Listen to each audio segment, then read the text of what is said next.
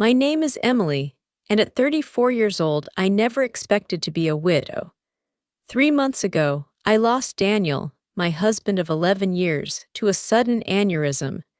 Just days after his funeral, I dragged myself to my nephew Ethan's first birthday party, where my sister Lauren dropped a bomb.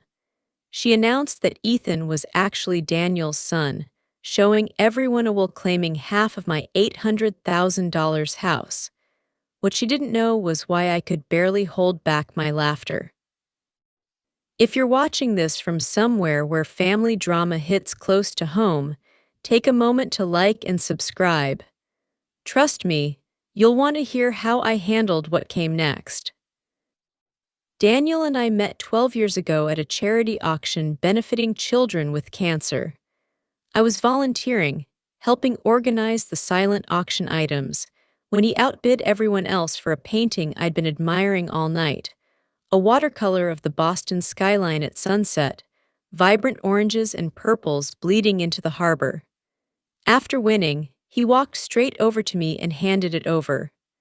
"I noticed you looking at this all night," he said with a smile that made his green eyes crinkle at the corners. "I think it belongs with you." That was Daniel, thoughtful, observant, and generous to a fault. I fell hard and fast. We went on our first date the next evening, and it felt like we'd known each other our entire lives. He was a corporate attorney, brilliant but humble, the kind of man who remembered the names of waitstaff and asked genuine questions about their lives. 8 months after we met, he proposed on the harbor, with the actual skyline mirroring the painting that brought us together.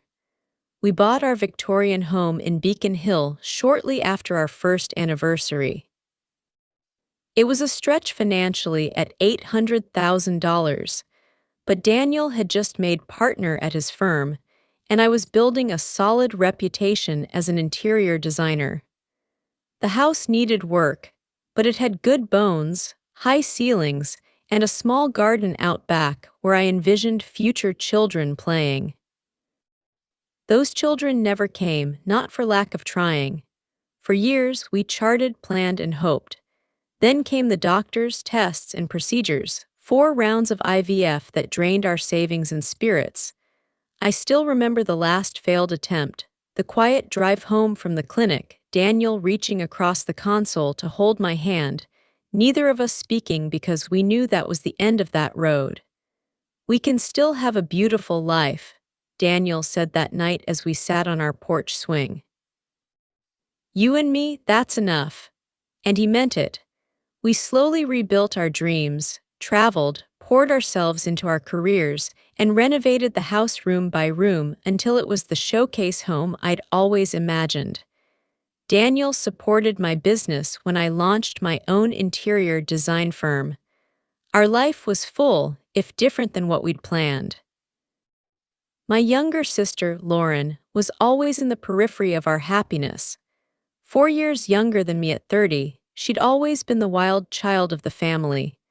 While I studied design and built a business, she bounced between jobs and relationships. Our parents constantly worried about her, which translated to them making excuses for her behavior and bailing her out of financial troubles repeatedly. Lauren and I had a complicated relationship from childhood.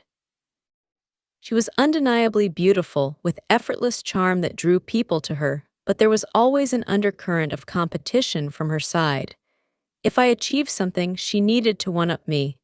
When I started dating Daniel, she suddenly became interested in law students. When we bought our house, she complained for months about her apartment, fishing for our parents to help her upgrade. It was exhausting, but Daniel encouraged me to maintain the relationship. "She's your only sister," he'd remind me. "Family is important." 2 years ago, Lauren started dating Ryan, a bartender she met while out with friends. He was handsome in a rugged way, with tattoos covering his arms and a motorcycle our parents disapproved of. Their relationship seemed volatile, with dramatic breakups and passionate reconciliations. Then came the pregnancy announcement at Thanksgiving dinner the year before Daniel died, unexpected to say the least. Lauren had never expressed interest in children. In fact, she'd frequently commented that my desire for kids was giving in to societal expectations. Yet there she was, announcing her pregnancy with theatrical tears and declarations about the miracle of life. I felt a sting of jealousy. After all our struggles, Lauren had accidentally achieved what we desperately wanted. But I pushed those feelings down.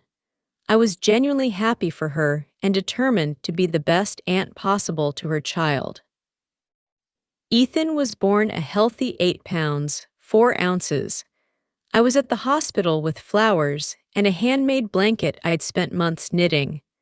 Lauren seemed overwhelmed by motherhood from the start, often calling me in tears about Ethan's colic or her exhaustion.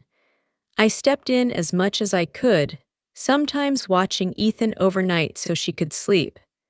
Daniel was less involved with Ethan than I was. In retrospect, I thought it was because of our infertility struggles. It might have been painful for him to bond with a baby that wasn't ours. He was always kind when Lauren brought Ethan over, but he maintained a certain distance I never questioned at the time. Then came that terrible Tuesday morning. Daniel complained of a headache before leaving for work. I suggested he stay home, but he had an important client meeting. "Just a migraine," he insisted, kissing me goodbye. "I'll call you after the meeting." That call never came. Instead, I got one from the hospital. By the time I arrived, he was gone. Brain aneurysm, they said. Nothing could have been done. He was 36 years old. The next days passed in a blur of arrangements and grief. Lauren was strangely absent during most of it, sending texts claiming Ethan was sick or she couldn't find a babysitter. When she did appear at the funeral, she stayed briefly, keeping to herself and leaving before the reception. I was too numb with grief to think much of it at the time.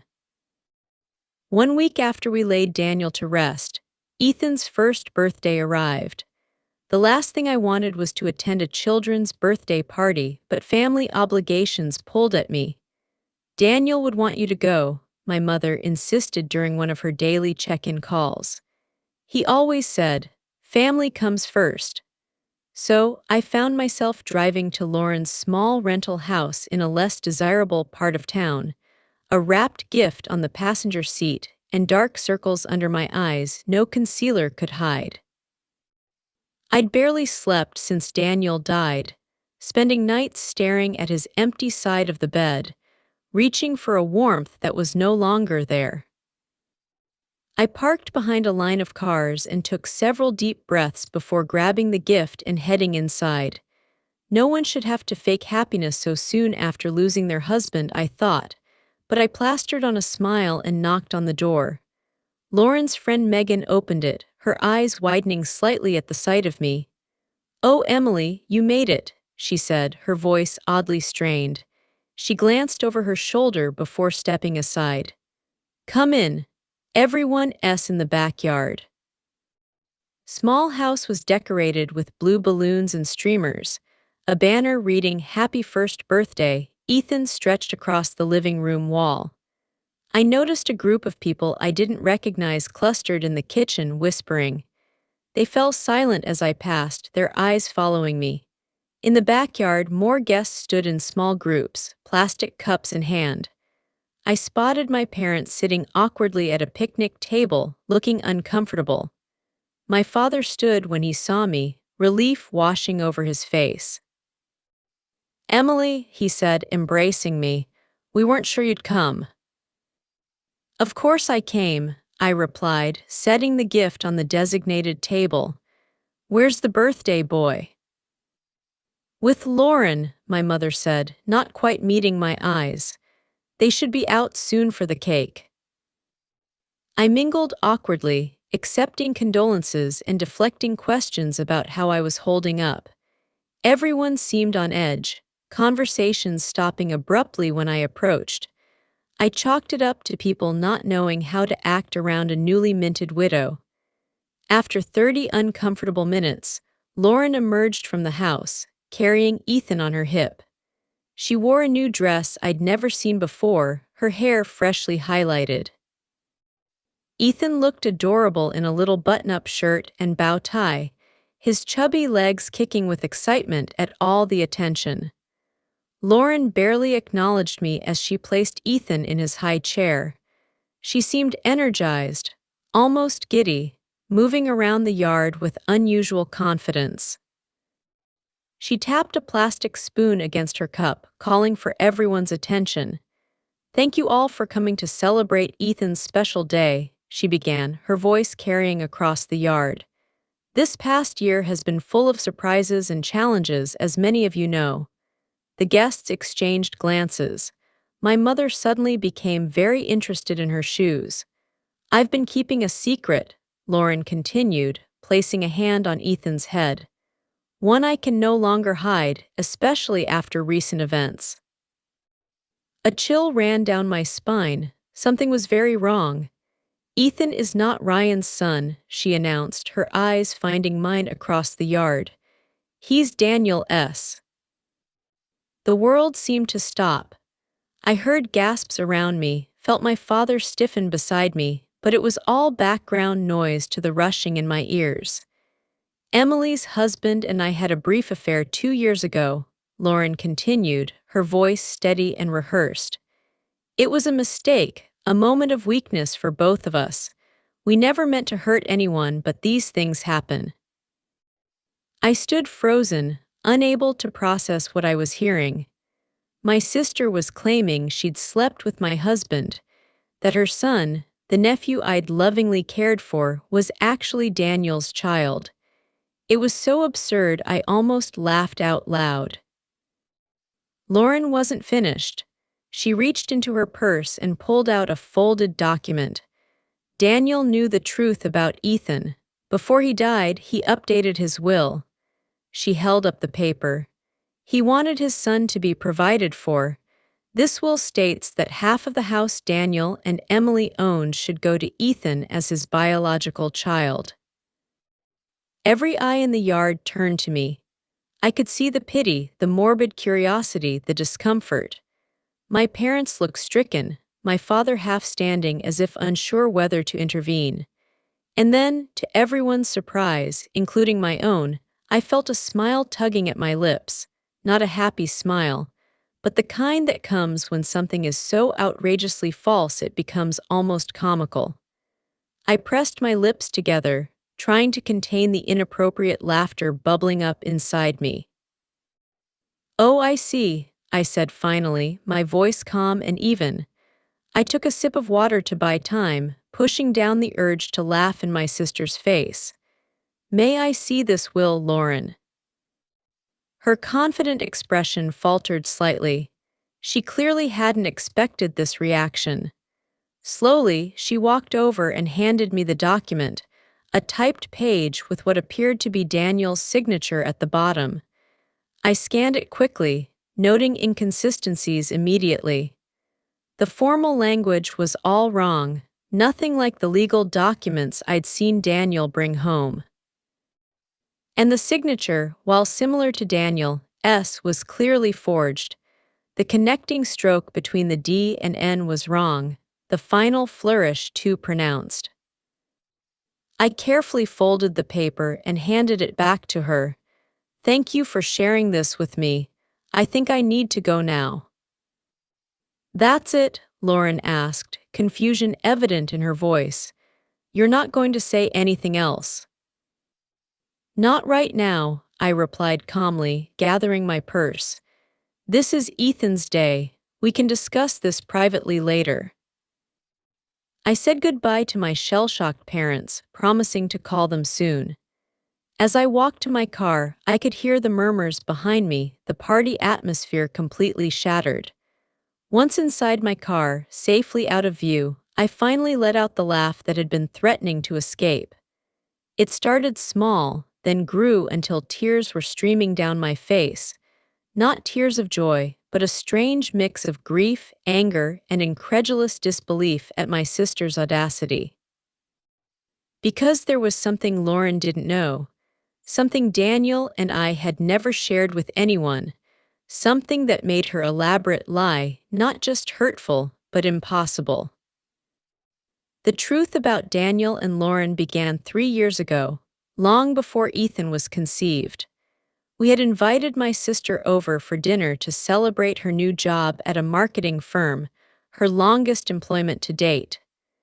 Daniel had prepared his famous lasagna, and we'd opened a good bottle of wine. It was a pleasant evening until I excused myself to take a work call from a client having a design emergency. The call took longer than expected, nearly 20 minutes of talking a wealthy client through hanging artwork. When I returned to the dining room, the atmosphere had changed. Daniel looked uncomfortable, and Lauren was sitting much closer to him than when I'd left, her hand on his arm, laughing at something I hadn't heard. I thought nothing of it at the time. Lauren had always been affectionate, and the wine had been flowing freely. But later that night, as we were getting ready for bed, Daniel seemed troubled. "There's something I need to tell you," he said, sitting on the edge of our bed. "And I don't want it to cause problems between you and your sister, but I also don't want to keep secrets from you." He explained that while I was on the phone, Lauren had made a pass at him. Nothing dramatic, just inappropriate comments about how lucky I was to have him, followed by a suggestion that he deserved someone who could truly appreciate him. When he rebuffed her, she laughed it off as a joke, saying he was too sensitive if he thought she was serious. I was hurt but not entirely surprised. Lauren had always pushed boundaries. We decided to let it go as an isolated incident, something caused by wine and her usual competitive nature. But it wasn't isolated. Over the next few months, Lauren found ways to touch Daniel whenever I wasn't looking, sent text messages that walked the line between friendly and flirtatious, and once showed up at his office uninvited, asking him to lunch. Each time, Daniel gently but firmly maintained boundaries and told me immediately afterward. After the office incident, we confronted my parents about Lauren's behavior. It didn't go well. They suggested Daniel was misinterpreting friendly gestures and that Lauren just looked up to him as a brother. My mother even suggested, with good intentions but terrible judgment, that perhaps Daniel was feeling flattered by the attention and exaggerating the situation. That night, Daniel and I made a decision. We would create distance from Lauren without causing a family rift. We declined invitations that included her, made sure we were never alone with her, and Daniel blocked her number on his phone after she sent a particularly suggestive late-night message. Then came the medical issue that changed everything. Daniel had been experiencing pain for weeks before finally seeing a urologist. The diagnosis was a varicocele, an enlargement of veins within the scrotum requiring surgery. The procedure went well, but there was a complication. The doctor recommended a vasectomy during the same surgery due to the extensive nature of the varicocele and the potential for recurrence. It was a difficult decision, especially given our past fertility struggles, but we agreed it was the right choice for Daniel's health. The vasectomy was performed 2 years before Ethan was conceived. We kept this medical information private. Even our parents didn't know. After years of invasive questions about our childless status, we'd learned to protect our privacy around reproductive issues. The only people who knew were Daniel, myself, and Daniel's doctors. After the surgery, as Daniel was recovering, he made a prediction that seemed paranoid at the time. "Lauren's not done," he said, sitting in our garden with an ice pack discreetly positioned. "I have a feeling she might try something more drastic one day." I laughed it off, but Daniel was serious. The next week, he scheduled an appointment with our family attorney, Robert Carter. I went with him, listening as Daniel detailed Lauren's behavior and his recent medical procedure. Robert recommended documenting everything: the unwanted advances, the medical records confirming the vasectomy, even text messages and emails from Lauren. "You never know what might become relevant," Robert advised. "Better to have documentation and never need it than wish you had it later." We followed his advice, creating a file of everything related to the situation.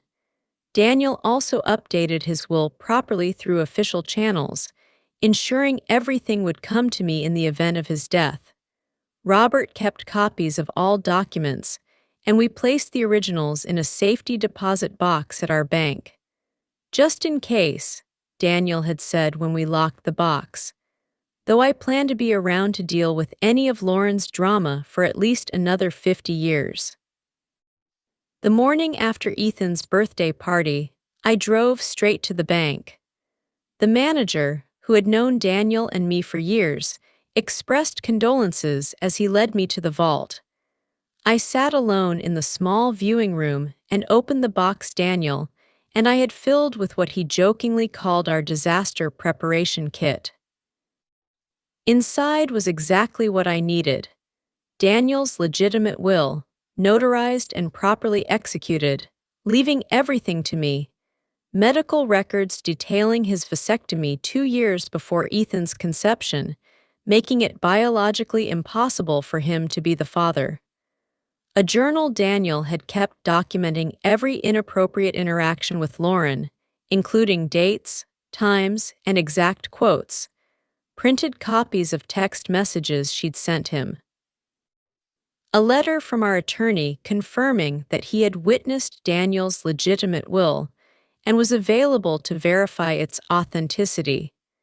And at the bottom of the box, a sealed envelope with my name written in Daniel's familiar handwriting. With trembling fingers, I opened it and began to read. "My dearest Emily asterisk, if you're reading this, something has happened to me and you've needed to access these documents. I hope it's many years from now when we're old and gray, and Lauren's antics are nothing but a distant memory we laugh about. But if not, if the worst has happened and she's tried to hurt you in my absence, please know that I tried to prepare for every possibility. Use these documents to protect yourself. I know how much you value family, how loyal you are to those you love. But you deserve to be protected from those who would take advantage of that beautiful heart of yours. I love you beyond words, beyond time. Whatever happens, know that. Daniel." Tears streamed down my face as I read his words, feeling his love and protection reaching out to me even after death. My practical, thoughtful husband had anticipated this, not the specific scenario, perhaps, but the possibility that Lauren might try to use his death to her advantage. I carefully returned everything to the box except what I needed: copies of the medical records, the legitimate will, and selected journal entries. Then I called Robert Carter and scheduled an appointment for that afternoon. Robert Carter's law office was in a converted brownstone in downtown Boston, exuding old money and discretion. I'd only been there a handful of times with Daniel, but the receptionist recognized me immediately, her expression softening with sympathy. "Mrs. Harper," she said, standing to greet me, "Mr. Carter is expecting you. Please accept my condolences for your loss." Robert was in his 60s, with silver hair and reading glasses perched on the end of his nose. He'd been Daniel's mentor when Daniel first joined the firm, and they'd maintained a close friendship even after Daniel moved to a different practice. He stood when I entered, coming around his desk to embrace me briefly. "Emily," he said, gesturing for me to sit. I was devastated to hear about Daniel. He was one of the good ones. "He was," I agreed, my voice catching slightly. And it seems he was also right about preparing for the worst with my sister. I explained what had happened at the birthday party, showing him the forged will Lauren had presented. Robert examined it, his expression growing increasingly concerned. "This is an amateurish forgery," he said finally. "The language is all wrong, and the signature, while similar, would never stand up to expert analysis. But the fact that she created this at all is deeply troubling." I showed him the documents from the safety deposit box, the medical records confirming Daniel's vasectomy, the legitimate will, and Daniel's journal documenting Lauren's behavior over the years. "Daniel was nothing if not thorough," Robert said, reviewing the materials. "These medical records alone disprove her claim about Ethan's paternity. The vasectomy was performed 2 years before the child was conceived. It's biologically impossible for Daniel to be the father." "What should I do?" I asked. "I don't want to humiliate her publicly, but I can't let her take half of our home based on a lie." Robert leaned back in his chair, considering. "First, we need more information. I recommend hiring a private investigator to look into Lauren's current situation. There's likely a motivation beyond simple cruelty here. People rarely attempt fraud of this nature without financial pressure." He recommended Tom Sullivan, a former police detective who now worked as a private investigator, often on cases for the firm. I agreed, and Robert made the call immediately, explaining the situation in broad strokes. Tom arrived an hour later, a stocky man with a Boston accent and a no-nonsense attitude. He took detailed notes as I explained the situation, asking pointed questions about Lauren's relationship history, employment, and financial status. I realized how little I actually knew about my sister's current circumstances. We'd grown further apart since Ethan's birth, with my attempts to be involved as an aunt often rebuffed or taken for granted. "I'll need a few days," Tom said when I'd finished. "My preliminary focus will be on her financial situation and relationship with the child's actual father. Is there anything else you can tell me about him?" I shared what little I knew about Ryan, the bartender Lauren had been dating when she became pregnant. I'd only met him a handful of times, and he'd seemed uninterested in family gatherings. "Last I heard, they were still together, but she rarely mentions him anymore," I said. "He wasn't at the party yesterday, which I thought was strange for the father of the birthday boy." Tom nodded, making another note. "That's a good starting point. I'll be in touch soon." 3 days later, Tom called, requesting a meeting at Robert's office. When I arrived, both men were reviewing documents spread across the conference table. "Mrs. Harper," Tom began once we were seated, "I've uncovered some concerning information about your sister's situation." According to his investigation, Lauren was in dire financial straits. She had accumulated over $75,000 in debt across credit cards, personal loans, and medical bills for Ethan, who had needed surgery for a heart defect shortly after birth. Her credit score was abysmal, and she'd been rejected for 3 additional loans in the past month alone. "She's also facing eviction," Tom continued, sliding a document across the table. "This is a copy of the notice her landlord filed last week. She has until the end of the month to pay 4 months of back rent or vacate the property." As for Ryan, he had apparently abandoned Lauren and Ethan shortly after the birth, moving to Seattle with a new girlfriend. He was paying minimal child support, barely $200 a month, and even that irregularly. "I also found these," Tom said, producing printouts of text messages. "She's been telling friends about her plans to claim part of your house for weeks." These are messages between her and a friend named Megan. I recognized the name as the woman who had opened the door at the party. The messages were damning. Daniel's death is terrible, but maybe it's finally my chance to get what I deserve. That house is worth at least $800K now. If I play this right, I'll have a nice nest egg for Ethan and me. The will is almost ready. My friend Dave is good with Photoshop and found a sample of Daniel's signature online from some charity auction. It looks totally legit. Emily's always been the golden child. Time for me to get my share. She got 11 years with a great guy. The least she can do is share the wealth now that he's gone. I felt physically ill reading the calculated coldness of my sister's words. This wasn't just opportunism, it was premeditated fraud designed to capitalize on my grief. There's more, Tom said gently.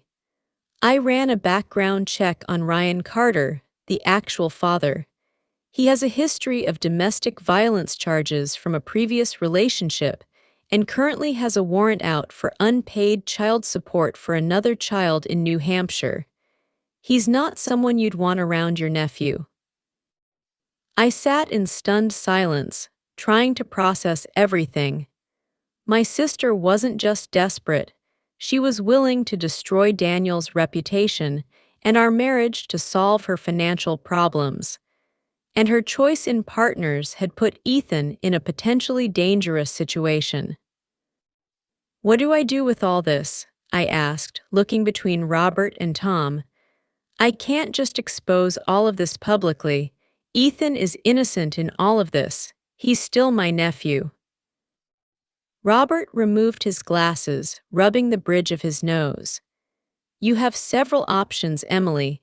We could file charges against Lauren for attempted fraud and forgery that would likely result in criminal penalties for her, possibly even jail time given the amount of money involved. Or, he continued, seeing my distress, we could handle this privately. Confront her with the evidence, require her to retract her claims, and potentially work out an arrangement that protects both you and the child. I left the meeting with a heavy heart and a folder full of evidence. That evening, I called my therapist, Dr. Sarah Kim, whom I'd been seeing since Daniel's death, and scheduled an emergency session. In her calm, plant-filled office, I unloaded the entire situation. I'm so angry I can barely see straight, I admitted. But Ethan is just a baby. None of this is his fault. And despite everything, Lauren is still my sister. Dr. Kim listened attentively, asking occasional questions about my relationship with Lauren throughout our lives. It sounds like this pattern of competition and manipulation has existed since childhood, she observed. The current situation is an escalation, not an anomaly. What would you do? I asked desperately. I can't tell you what decision to make, she replied. But I will say that compassion doesn't mean allowing yourself to be victimized. You can be kind while still establishing firm boundaries and consequences. After much reflection, I decided on a course of action. I would confront Lauren privately with all the evidence, offering her a choice: face potential legal consequences for her fraud or accept a compromise that would provide for Ethan while requiring accountability from her. With renewed determination, I called Lauren the next morning. We need to talk about the will, I said when she answered. Can you come to my house tomorrow afternoon? Just you, no Ethan. I knew you'd come around, she replied, sounding smugly satisfied. I'll be there at 2. I spent the morning preparing for Lauren's visit, arranging documents in a logical order, and setting up recording devices on Robert's advice. Massachusetts is a 2-party consent state, he had warned me. So you can't record her secretly, but you can ask for her permission at the start of your conversation, framing it as a way to ensure you both have a record of any agreement reached. At precisely 2:00, the doorbell rang. I took a deep breath, steadying myself before opening the door. Lauren stood on the porch, looking polished in a new outfit, her confidence evident in her posture. "Come in," I said, leading her to the living room where I had set up 2 chairs facing each other, a coffee table between them with a recorder, water glasses, and a folder of documents. "I hope you don't mind if we record our conversation," I said. "It seems prudent given the legal nature of what we're discussing." Lauren hesitated only briefly before nodding. "Sure, whatever makes you comfortable, though I think this can be pretty straightforward. The will is clear." I turned on the recorder, stating the date and time and confirming Lauren's consent to be recorded. Then I sat back, studying my sister's face. "Before we discuss the will, I'd like to understand exactly what you're claiming happened between you and Daniel." Lauren launched into a well-rehearsed story about a supposed affair 2 years ago.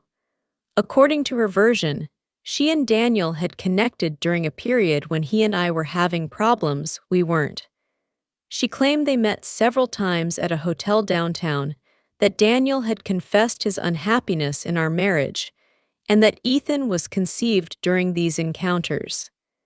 "He always meant to tell you," she said, her eyes wide with practiced sincerity. "But then Ethan was born with the heart condition, and he didn't want to add stress to the situation. He promised he'd provide for his son, though." I listened without interrupting, noting the inconsistencies in her timeline and the details that contradicted what I knew about Daniel's schedule during that period. When she finished, I began asking questions. "Which hotel did you meet at?" I asked. "The Mandarin Oriental," she replied quickly. "And what room, do you remember?" She faltered slightly. "It was on a high floor. I don't recall the exact number." "What days of the week did you usually meet?" "Tuesdays, sometimes Thursdays, when he told you he was working late." I continued with increasingly specific questions. What did Daniel typically order from room service? What side of the bed did he prefer? Did he shower before or after? Details only someone who had actually been intimate with Daniel would know. Lauren grew increasingly flustered, her answers becoming vague or contradictory. "Why does any of this matter?" she finally snapped. "The point is that Ethan is Daniel's son, and the will proves Daniel wanted to provide for him." "Actually," I said calmly, opening my folder, "both of those claims are demonstrably false." I placed the medical records on the table between us. 2 years before Ethan was conceived, Daniel had a vasectomy following surgery for a varicocele. It was completely successful, confirmed by follow-up tests. It was physically impossible for him to father a child after that procedure. Lauren's face drained of color. She picked up the medical records with trembling hands, scanning the clinical language and dates. "These could be faked," she said weakly. "They're not," I replied, "and Daniel's doctor is prepared to testify to their authenticity if necessary. But that's just the beginning." Next, I produced the legitimate will, notarized and properly filed with the court. This is Daniel's actual will, prepared by Robert Carter and witnessed by 2 partners at his firm. As you can see, it leaves everything to me, with no mention of Ethan. Lauren's confidence was visibly crumbling, but she attempted to rally. "He must have changed it after this was drawn up. The will I have is more recent." "The will you have," I said evenly, "is a forgery. A poor one, I might add. Robert has already identified multiple legal inconsistencies in the language, and the signature is clearly fake." Creating a fraudulent will is a felony in Massachusetts, punishable by up to 5 years in prison. I continued methodically, presenting evidence. Daniel's journal documenting her inappropriate advances, the text messages between her and Megan discussing the plan, and finally, the report from Tom's investigation detailing her financial troubles, eviction notice, and Ryan's abandonment. "We know everything, Lauren," I said as she sat in stunned silence. "The question now is what happens next." For a long moment, she didn't speak. Then, to my surprise, she began to cry, not the theatrical tears I'd seen her use to manipulate our parents, but deep, body-racking sobs. "I didn't know what else to do," she finally said between gasps. "I'm going to be homeless. Ethan and I will be out on the street in 2 weeks. Ryan left us with nothing. The medical bills just keep coming. I thought if I could just get some money from the house." "So you decided to destroy Daniel's reputation?" I asked, my voice hardening. "To tell everyone he cheated on me, to forge legal documents." "I was desperate," she shouted, her sadness turning to anger. "You have everything, this big house, a successful business, everyone's respect. What do I have? A baby with a heart condition, $75,000 in debt, and an eviction notice. You try making good decisions in that situation." Her outburst hung in the air between us. The raw honesty of it, stripped of the manipulation and lies, reached something in me, not forgiveness, not yet, but perhaps understanding. "Ethan's Ryan's son, isn't he?" I asked more gently. She nodded, wiping her eyes. "Yes, Daniel never touched me, not like that. I did try with him years ago, he always shut me down immediately. He was annoyingly loyal to you. And the will, my friend Dave helped me create it. He does graphic design and thought it would be easy to fake a signature. I was going to use it to pressure you into giving me money. I never thought you'd actually look into it so thoroughly." I turned off the recorder and sat back, considering my next move. Lauren watched me nervously, clearly expecting the worst. "I could press charges," I said finally. "What you did was illegal, not to mention cruel and calculated." She nodded miserably. "I know." "But that would hurt Ethan," I continued. "And despite everything, he's my nephew, I love him." I leaned forward, making sure she was looking directly at me. "So here's what's going to happen. You're going to tell everyone the truth, that you lied about the affair, that Ethan is not Daniel's son, and that you forged the will. You'll apologize publicly to me and to Daniel's memory." "And then what?" she asked, her voice small. "We'll still be evicted." "I'm not finished," I said. "In exchange for your full confession and a legal agreement never to attempt anything like this again, I'll help you and Ethan, not by giving you half my house, but by setting up a trust fund for Ethan's education and medical needs, and helping you find stable housing." Her eyes widened. "Why would you do that after what I did?" "Not for you," I said honestly. "For Ethan, and because Daniel would want me to help his nephew, even if that nephew's mother tried to destroy his reputation. There will be conditions," I continued. "You'll enter therapy and financial counseling. You'll maintain steady employment, and you'll allow me to be part of Ethan's life to ensure he's being properly cared for. If you violate any of these conditions, the support stops immediately." Lauren was quiet for a long moment, processing everything. "I don't deserve your help," she finally said. "No," I agreed. "You don't. But Ethan deserves a stable home and medical care. And I deserve to have my husband's memory untarnished. This solution gives us both what we need." After further discussion of the details, Lauren agreed to my terms. We would meet with Robert the next day to formalize the agreement, and she would make her public confession at a family dinner the following weekend. As I showed her out, she paused at the door. "I really am sorry, Emily. I've been jealous of you my whole life. Everything always seemed to come so easily to you." "Nothing about my life has been easy," I replied. "You just never bothered to look past the surface. Maybe it's time you started." The family dinner I arranged for Saturday evening was tense from the start.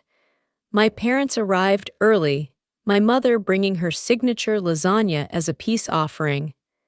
"I don't know what this is about," she said as she set the dish on my counter. "But Lauren has been calling us in tears, saying you're forcing her to come to some sort of family meeting." "Just wait until everyone is here," I replied, pouring her a glass of wine. "This needs to be addressed once with everyone present." By 7:00, we were all seated around my dining room table. My parents, Lauren without Ethan, who was with a babysitter, and me. Robert had advised me to record this conversation as well, and a small recorder sat in the center of the table. "Thank you all for coming," I began after explaining the recording. "I've asked Lauren to share some important information with you." Lauren looked pale and uncomfortable, her usual confidence nowhere to be seen. She stared down at her plate as she spoke. "I lied about Ethan being Daniel's son," she said, her voice barely above a whisper. "Daniel and I never had an affair. Ethan is Ryan's child, and I forged the will I showed at the birthday party." My parents stared at her in shock. "But why would you do such a thing?" my father demanded. "Do you have any idea what that claim did to your sister, to Daniel's reputation?"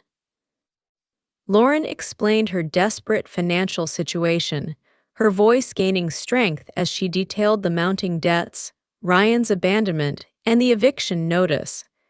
As she spoke, I could see my mother's expression shifting from shock to sympathy. "Oh, honey," she said when Lauren finished. "Why didn't you just come to us for help? You didn't need to make up such terrible lies." "Would you have given me $400,000? Lauren asked bluntly. "Because that's what I would have gotten if my plan had worked, half the value of Emily's house." "Of course we couldn't give you that kind of money," my father said. "But we could have helped with the rent, at least temporarily. Instead, you chose to try to defraud your own sister while she was grieving her husband." "I know it was wrong," Lauren admitted. "Emily has already made that abundantly clear. She has the evidence to press charges against me if she wanted to." My mother turned to me in alarm. "You wouldn't do that to your own sister, would you, Emily?" I felt a flash of frustration at her immediate defense of Lauren, even now. "I could," I said firmly.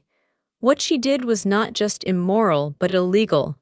Forgery and fraud are felonies, but she's family," my mother insisted.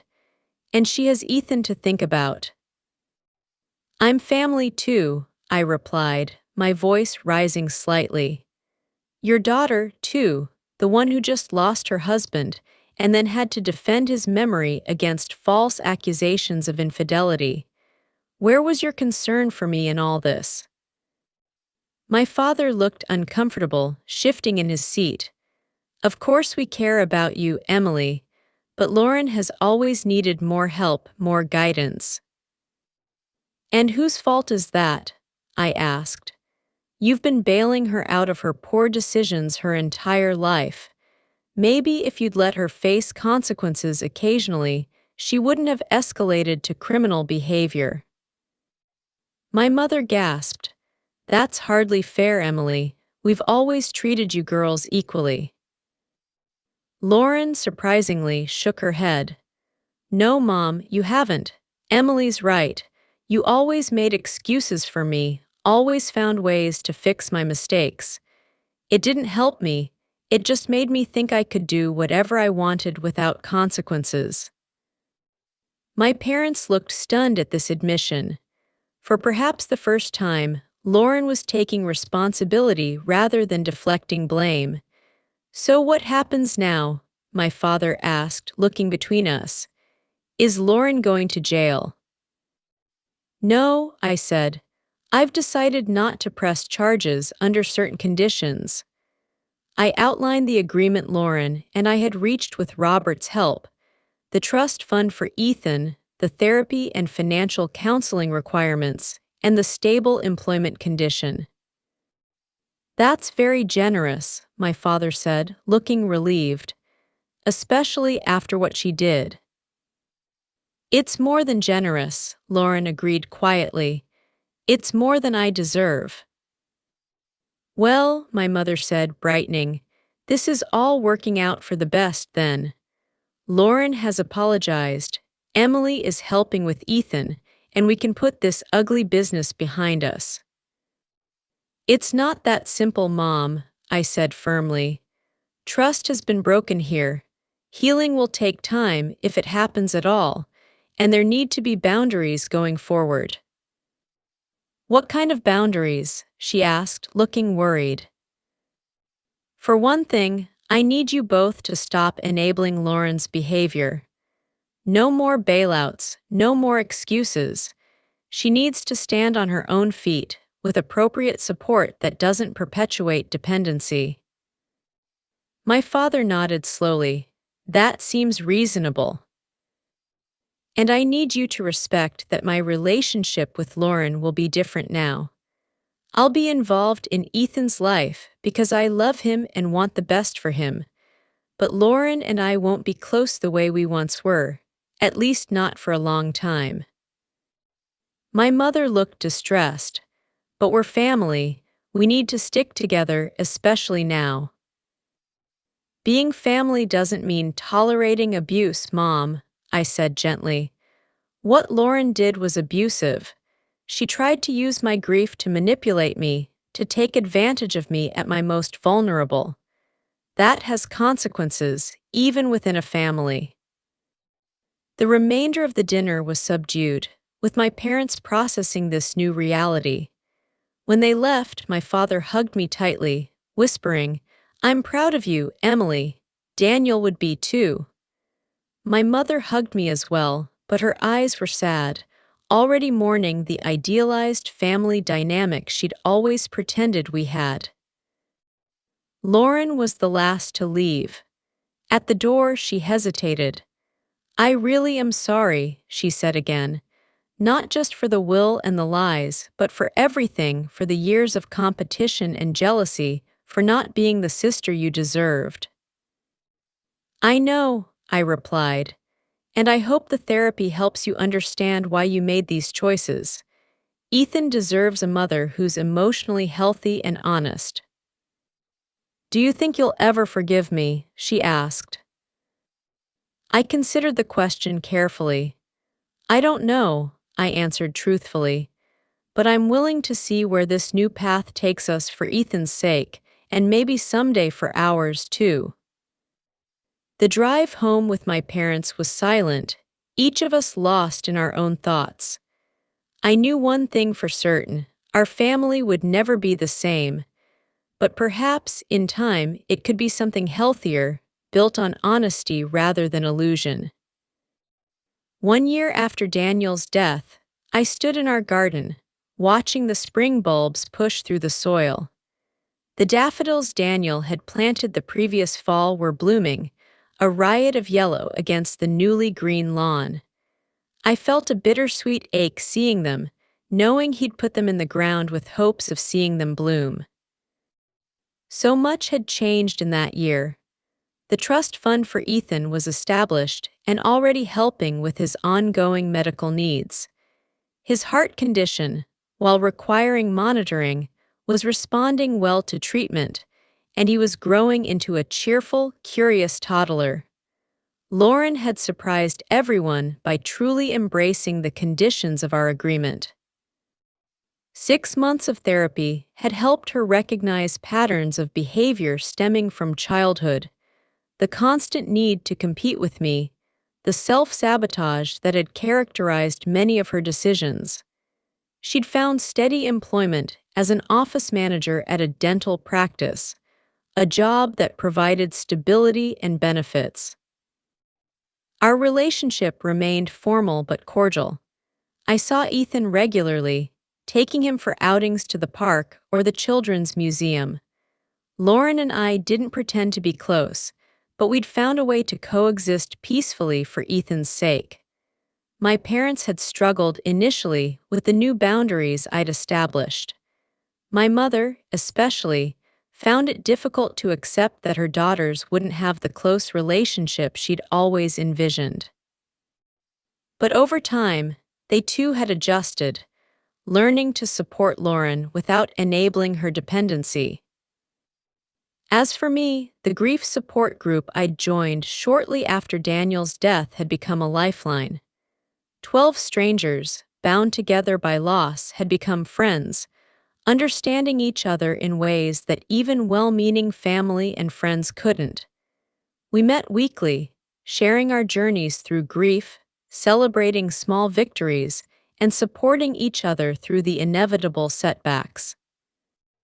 3 months after the confrontation with Lauren, I established the Daniel Harper Foundation for Legal Education, providing scholarships to students from underprivileged backgrounds interested in corporate law.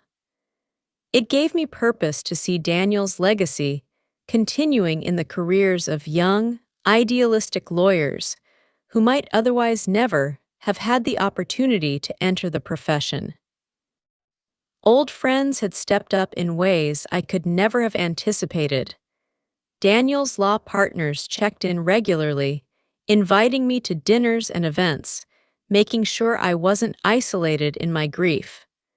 My college roommate, Rachel, flew in from Chicago monthly just to spend weekends with me, sometimes doing nothing more than watching movies and ordering takeout. And then there was David. I met him at a fundraiser for the foundation 6 months after Daniel died. He was a professor of ethics at Boston University, thoughtful and kind, with a quiet sense of humor that reminded me of Daniel in some ways. We started as friends, sharing coffee after foundation meetings, then gradually transitioned to occasional dinners. It was different than what I'd had with Daniel, as it should be. David understood that Daniel would always be part of my life, that loving again didn't mean replacing what came before. We were taking things slowly, both of us cautious but hopeful. Standing in the garden that spring morning, I reflected on everything Daniel had taught me, not just during our years together, but even after he was gone. His foresight in preparing those documents had protected me when I was at my most vulnerable. His journal entries had validated my experiences with Lauren when my own parents tried to dismiss them. His love continued to shield me, even in his absence. I'd learned difficult lessons through this ordeal, that family relationships need clear boundaries to remain healthy, that documentation is not just a legal precaution, but sometimes an emotional necessity. That forgiveness doesn't have to mean forgetting or allowing harmful patterns to continue, that sometimes the people we expect to protect us are the ones we need protection from. But I'd also learned about my own strength.